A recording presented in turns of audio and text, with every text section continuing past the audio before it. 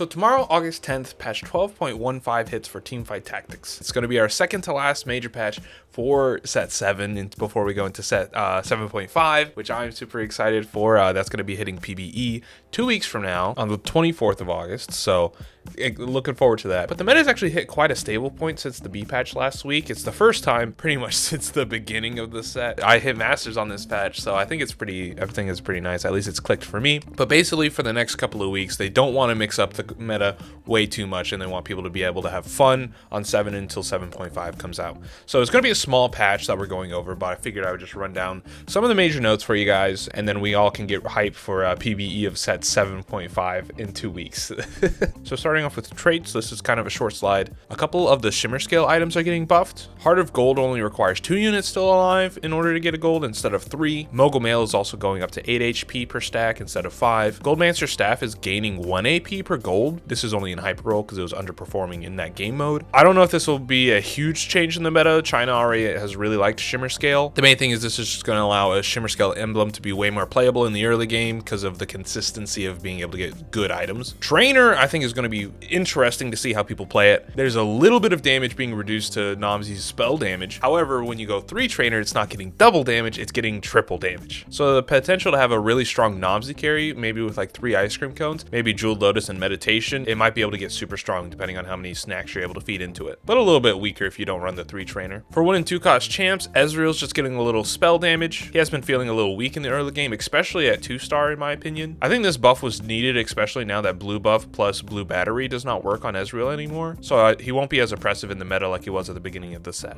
Senna's losing 5 AD, but making up for it by gaining a lot of magic damage in her spell. The goal of this is to make her more likely to one-shot a unit instead of destroying like a whole front line. Kane's kind of just been a meh unit, so he's getting a little bit of HP and AD, and Twitch is gaining some attack speed, which will hopefully make getting a 2 Swift Shot opener with maybe a Twitch 2 Ezreal 2 as comparable to getting your Cannoneer opener. We'll see some Xayah buffs later, so this might make the Swift Shot line just a little bit more consistent, kind of like it used to be before Xayah was nerfed. For champs 3, 4, and 5, again, just pretty small. Lee Sin's getting a little bit of attack speed buff as well as a little bit of spell damage increase. Lee Sin's just been an underperforming as a Dragon Mancer, and this is supposed to tune him up just a tiny bit so he's a little bit more viable as a carry. Xayah has been nowhere this patch, and I think people didn't miss her too much, but now she's getting her attack speed back as well as a little bit of HP. I'm ready to have Xayah back into the meta. She was a good unit. She was just way too oppressive as the only good unit. Now that Corki's good, now that a lot of the dragons are good, I really do like Xayah being back in the meta. Shyvana's getting changed a decent amount. She now won't cast for another 2 autos into the fight. However, her Flame Breath is now guaranteed to attack the largest clump. This feels like a massive buff, but also she does have to survive an extra 2 autos. I think that's an extra like 1.5 seconds into the fight. She does now have potential to be like one shot or even like stunned and bursted down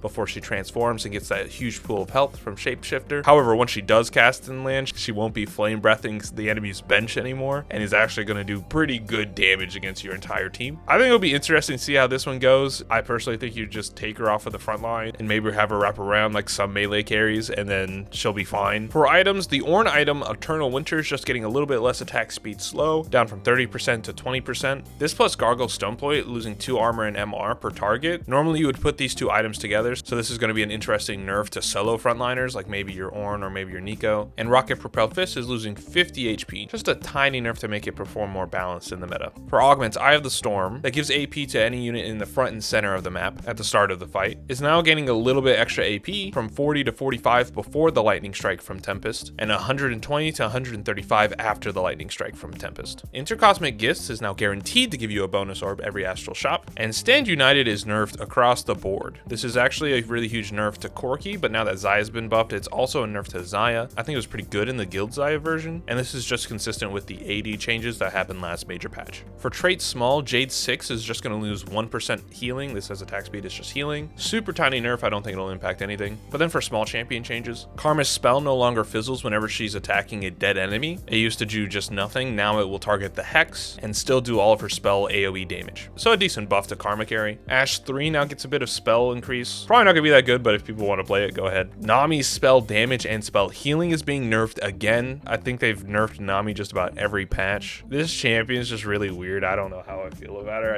I think she was fun to play in this set, but it also was just felt bad. Corki's magic damage from his spell is being nerfed very slightly, though we will see more changes to Corki in a second. Talon 3-star, however, was not one-shotting enemies, and since his entire ability is based off of one-shotting enemies, it was kind of embarrassing to have a 3-star 4 cost not killing everyone. So they changed it from 700 base stab damage when he casts his ability to 1200, so he should do massive damage, and I do support this. For 5 cost, we do have Aoshin getting a little bit of AP in his 1-star form. He was underperforming just a tad. Yasuo now becomes invulnerable when he starts his execution animation, meaning if he's 1v1ing an enemy like an Aoshin who starts casting, if Yasuo starts his execution, he is guaranteed to win, instead of those weird scenarios where Aoshin would be able to kill him because they casted at the same time. Pyke 3's execution threshold was moved down to 1%, which feels like it shouldn't be a buff, but it's kind of sneaky. Pyke 3's spell damage is 15,000, and because his execute threshold was at 100%, he would always just solo ult that one unit instead of doing 15,000 damage to everyone around them. So now he's going to one-shot units anyways, but actually be able to attack units around them as well and just cause massive mayhem. For items and augments, Cluttered Mind can now only be offered on 2-1. For late game specialists, you no longer have to pick up the gold, it's automatically added to your bank, and reckless spending can no longer be offered on 2-1. Some additional champion changes are Corki's attack damage spell is going to now do a little bit less, 5 at 1-star and 15 at 2-star, so not super change. Deja loses 25 spell damage at 1-star and 2-star. Karma loses 10 spell damage at 1-star and 20 at 2-star. Set's spell AD is changed from 170% to 160%. Shioyu loses a little bit of spell AD,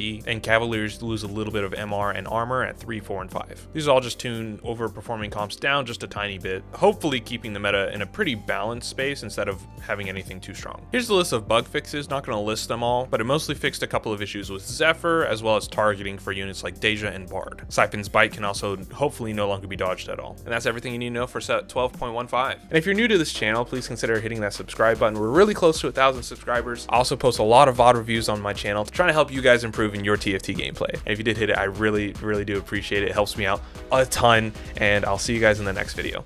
Peace.